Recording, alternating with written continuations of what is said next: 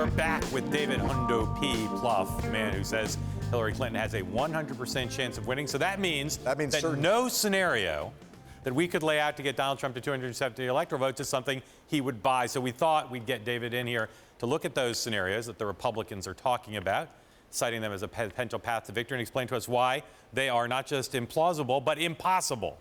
So let's look at the first one. This is the baseline here for any Trump win. The big three, Ohio, North Carolina, Florida. Even Democrats concede now Iowa is probably going to be a Trump state. So all the possible scenarios start with the big three plus Iowa. Now that doesn't get them all the way to 270, though. That gets them to 259. So let's look at the first scenario that could get Trump to 270, which would be adding in here Pennsylvania. The so-called Pennsylvania path, 279, doesn't need to win anything but the big three, Iowa and Pennsylvania. You could concede Trump could win the big three in Iowa. Could. No. Concede. Could. He can't. So here's, I think Iowa, the two states he's doing best in are Iowa and Ohio. Right. But I still believe I'd rather be her than I understand, but vote. Is it implausible, impossible, I should say, that he wins Florida? Come on, can't be impossible. I think it's very unlikely. But not impossible. She's doing better right now in the campaign polling and the public polling than we ever did, and we won it twice. And the state has become more demographically friendly, so we'd win it by 2.5 now rather than the 1 just through shift alone. All right, we got a lot of states here. Can he win North Carolina? I think, he can. Clinton, he could. Can. All right, so let's put our Florida dispute aside. Say he could win it. Tell us why Pennsylvania is impossible for Trump. It's the Easter Bunny, okay? It doesn't exist. He's going to walk out of southeastern Pennsylvania, Philly, and those 3 suburban counties, Delaware, Montgomery, Bucks. She's going to have north of 500,000 margin. There's just numerically not enough vote to pick up. Has that state become more Democratic since 4 years ago? So here's what I think. If Trump were a different candidate who had some appeal to suburban voters, I still think it would be hard for a Republican. The problem is it's like his Northern Virginia problem, his Denver suburb problem, and his Philadelphia suburb problem.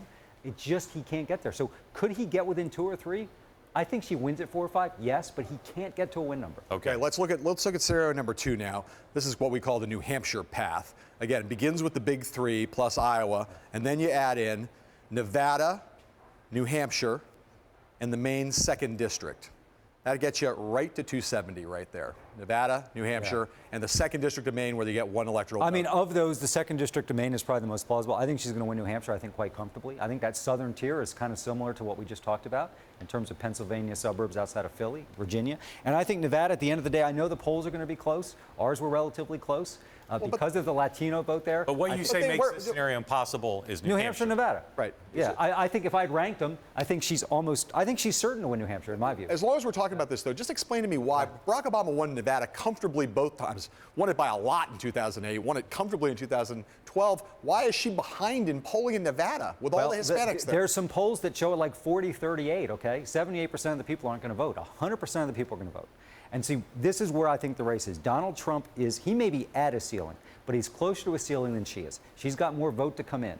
She's going to win more of the undecided vote, in my view. The third-party vote is going to collapse a little bit. She's going to get more of that. And you even see in some of these polls, you have Latino undecided vote huge. So that's why I think she's Nevada. Listen, our own polling in Nevada was never as rosy as the ultimate election outcome.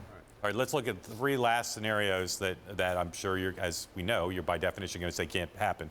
One is involves Colorado, no chance there. That's got the kind of voters. So what you're saying is this includes him winning Florida.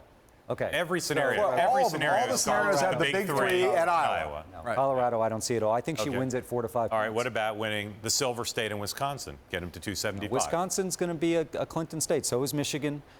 So is Minnesota. I mean, the Democratic strength in the upper Midwest.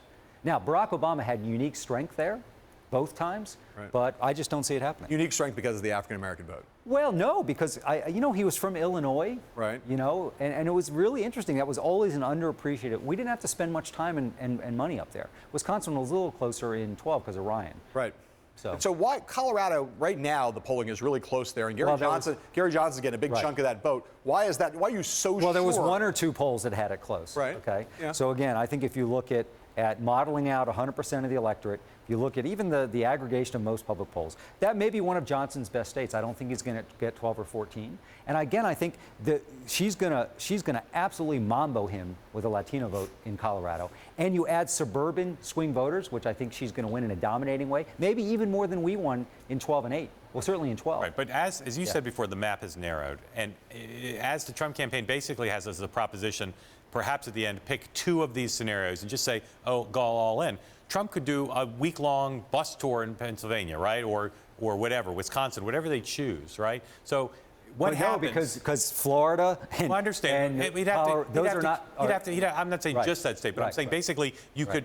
These combinations involved. Let's assume Iowa and Ohio are safe. Not for sure, but let's. Assume I think she's going to win them both. I really understand, do. but let's. Iowa and Ohio. Yes, I do. Iowa and Ohio. The campaign, By your campaign points. is a little bit less optimistic about those than you. But let's just say we get down to the end, the last 3 weeks, and he's got those pretty well secured. Then he basically could campaign in 4 states, right? He could campaign in Florida, North Carolina, and then any 2 that get him over the top. At that point, you're basically running for governor of 4 states at the same time. Well, he may show up. He could pour money in, right? Republican allies could come in. He could show up. He doesn't have much of an organization. And again, the Republican Party has an organization. It's not the same as a candidate. I understand. I agree with that. But all I'm saying is, in the end, you're saying now, you look at the national map, he can't get to 270. But isn't it impossible to say what happens if a guy who's willing to maybe drop a lot of money just to saying basically I'm going in 4 states for 3 weeks? No, because you're basically, the product matters here, and he's a flawed product. I mean, that's again where my confidence comes in. This guy, in my view, is not going to be elected president, and he's got a ceiling. And your basic argument is that the premise here, he's not going to win all 4 of those states. No, that's what you're saying. No. I think she's going to win all 4, but Florida and North Carolina, I would much rather be her. Iowa and Ohio are the toughest. All right, David Plouffe, we are 100% certain we will see you again on the program. Thanks for coming in. Joe Namath Plouffe.